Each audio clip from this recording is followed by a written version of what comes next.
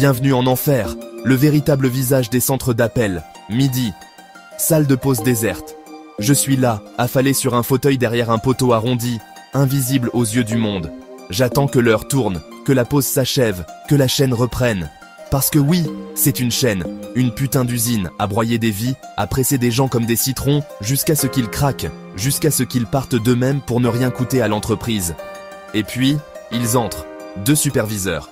Ils s'installent à une table haute, sortent un cahier format A4 et commencent à parler.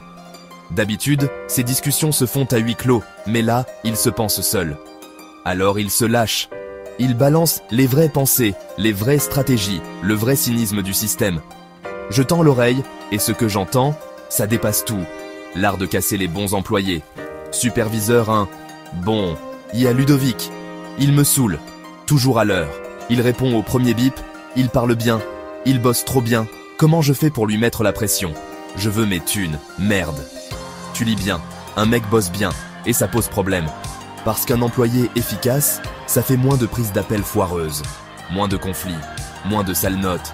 Et surtout, moins de matière pour justifier des sanctions, des blâmes, des coups de pression. Et donc, moins d'argent pour eux. Parce qu'ils ne veulent pas qu'on réussisse. Ils veulent qu'on galère, qu'on stresse, qu'on foire. C'est là qu'ils gagnent de l'argent.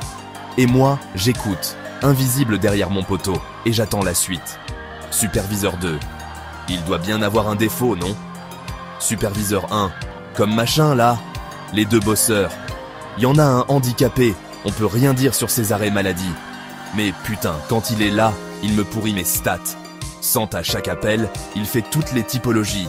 Je pensais qu'il allait galérer, mais non, cet abruti bosse trop bien. Machin, c'est moi. Et là, j'ai compris.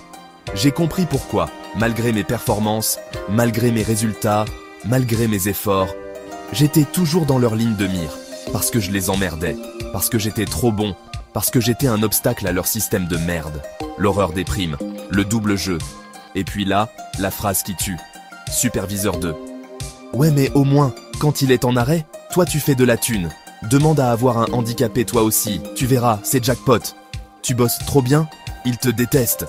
Tu ralentis, il te vire. T'es malade, il compte les jours en espérant toucher une prime. Oui, tu as bien lu. Ils attendent qu'on tombe malade pour se faire de l'argent. Les primes des superviseurs sont inversées par rapport aux nôtres. Nous, on doit tout donner pour peut-être toucher un petit bonus. Eux, ils touchent de l'argent si on échoue. Et ça, c'est la clé. C'est pour ça qu'ils nous cassent. C'est pour ça qu'ils nous harcèlent. C'est pour ça qu'ils nous traitent comme de la merde. Et là, comme si ça ne suffisait pas, le final. Le type vise la poubelle avec sa canette. Elle tombe à côté. Pas grave, Fatou ramassera. Fatou, la femme de ménage. Un coup de pied dans la canette pour l'envoyer plus loin. Et ils repartent, satisfaits. Le grand mensonge du monde du travail. On te fait croire qu'il suffit de bien bosser pour réussir. Faux. On te fait croire que les efforts sont récompensés. Faux. On te fait croire que les superviseurs sont là pour t'aider. Faux. La réalité, c'est que tout est fait pour te détruire. Tu es un simple pion. Une pièce remplaçable. Un numéro. Un nom sur un tableau Excel. Et pire encore, ils comptent sur ta souffrance pour s'enrichir. Ne tombez pas dans le piège. Si tu bosses en centre d'appel, ouvre les yeux. Si tu cherches un job, fuis. Si tu es RH ou superviseur, assume ce que tu es. Ce monde, c'est une jungle. Mais dans cette jungle, ils ont déjà décidé qui sont les proies et qui sont les prédateurs. Et toi, t'as jamais été prévu pour survivre.